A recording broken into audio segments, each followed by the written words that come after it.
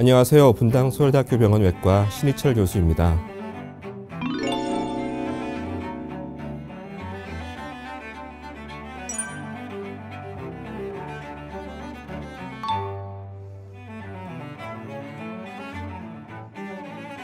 유방에 생긴 악성 종양을 통틀어서 일반적으로 유방암이라고 부릅니다. 유방을 구성하는 조직 중 유관과 소엽이라는 조직을 구성하고 있는 정상적인 세포가 비정상적인 세포, 즉 암세포로 변형이 되고 또 주변으로 침륜이 생기는 것을 유방암이라고 합니다. 주변으로의 침륜 여부에 따라 비침륜성 유방암과 침륜성 유방암으로 나눌 수 있습니다.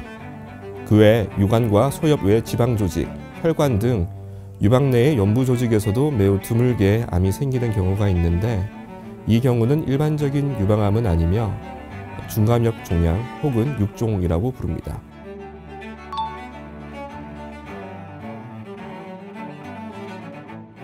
대부분 유방암 초기에는 아무런 증상이 없습니다.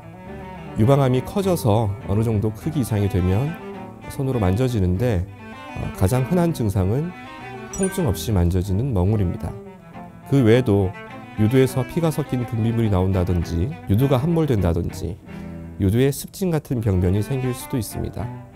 또한 피부가 부종이 생긴 것처럼 붓거나 귤 껍질처럼 표면이 딱딱하게 변하는 증상이 나타나기도 합니다.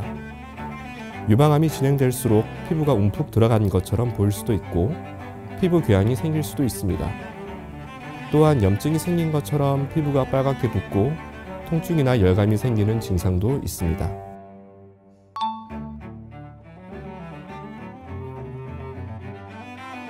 여성 호르몬과 유방암의 관련성은 잘 알려져 있습니다. 여성 호르몬인 에스트로겐은 여성성을 지켜주는 중요한 호르몬입니다.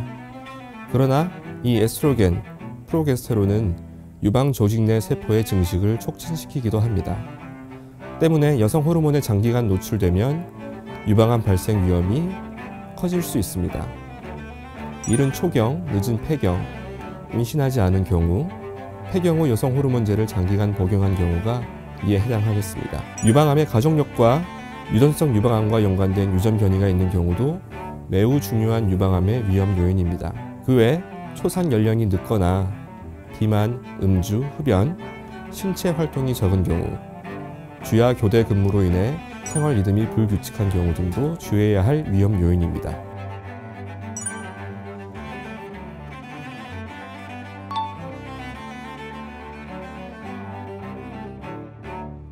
중앙암등록본부 자료에 따르면 2000년 연간 약 6천여 명의 유방암 발생이 집계된 이후 매년 증가하는 추세로 2017년에는 약 27,000여 명의 유방암 환자가 발생하며 우리나라 여성암 발생률 1위를 차지했습니다.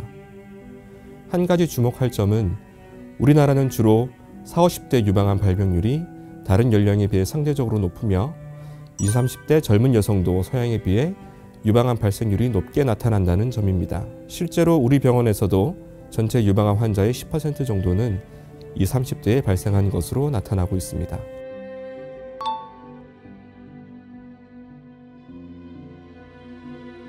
유방은 여성성의 상징이기도 하므로 상실감을 최소화하면서 암을 치료하는 것이 중요합니다. 따라서 불가피하게 전절제술을 시행해야 한다면 유방암 수술과 동시에 유방재건 수술을 시행하는 것이 좋습니다. 전 세계적으로 수십 년 이상 널리 쓰인 방법인 만큼 안전하고 정기검진만 잘 받으신다면 우려할 필요는 없습니다.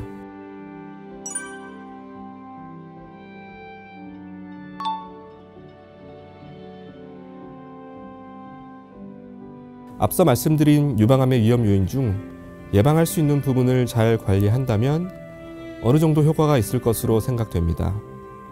예를 들어 30세 이전에 첫 출산을 하거나 모유수유를 하는 것이 도움이 될 수 있습니다. 그리고 금주, 금연, 유산소 운동을 통한 적정한 체중 유지도 중요합니다. 폐경한 경우라면 호르몬 대체요법을 의사와 상담 후 결정하는 것도 필요하겠습니다. 유방암은 예방도 중요하지만 조기 발견이 더욱 중요하므로 정기적인 유방검진이 필수적입니다. 특히 우리나라 여성은 유방이 단단한 친밀 유방인 경우가 대부분이기 때문에 전문적인 검진이 아닌 경우 유방암 발견이 제한적일 수 있습니다. 한국유방암학회에서도 30세 이후에는 매월 자가검진, 35세 이후에는 2년 간격으로 의사에 의한 임상검진, 40세 이후에는 1, 2년 간격으로 임상진찰과 유방촬영을 권고하고 있습니다.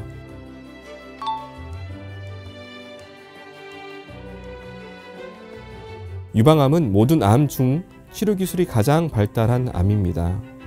수술은 유방암을 치료할 때 가장 중심이 되는 방법으로 완치를 위해서는 수술이 필수적입니다. 수술은 크게 유방 전절제술과 유방 부분절제술 두 가지가 있습니다. 전절제술은 유두 및 피부를 포함해 유방 전체를 제거하기도 하고 유두와 피부를 보존하면서 유선 조직만 제거하기도 합니다.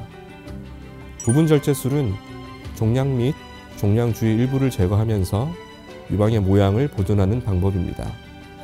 최근에는 종양 성형술이라고 해서 부분절제술을 시행하면서 유방의 모양을 최대한 보존하는 방법으로 수술을 시행하고 있습니다. 예전에 이미 전절제술을 받은 환자들에게도 지원보건 수술을 권장하는 추세입니다.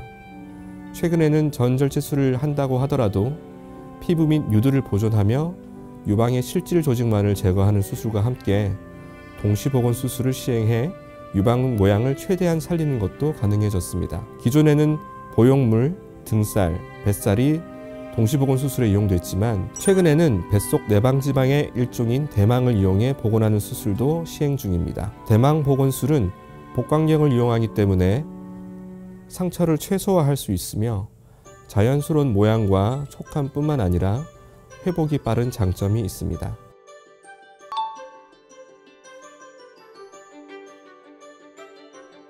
유방암 환자 중 5 내지 10%는 유전적 요인인 유전자와 관련이 있습니다. BRCA1, BRCA2 유전자의 돌연변이가 대표적으로 해당하며 이 경우 비교적 젊은 나이에도 유방암이 생길 수 있습니다. 최근에는 이런 BRCA1, 2 외에도 유방암 고위험 유전자들이 많이 밝혀지고 있어 현재 우리 분당 서울대학교 병원 외과에서도 BRCA1, 2를 포함하여 약 30개 정도의 유전성 암 관련 유전자 검사를 시행하고 임상정밀의료센터 유전성 암 보드를 통해 유전성 암 검사 및 상담을 진행하고 있습니다.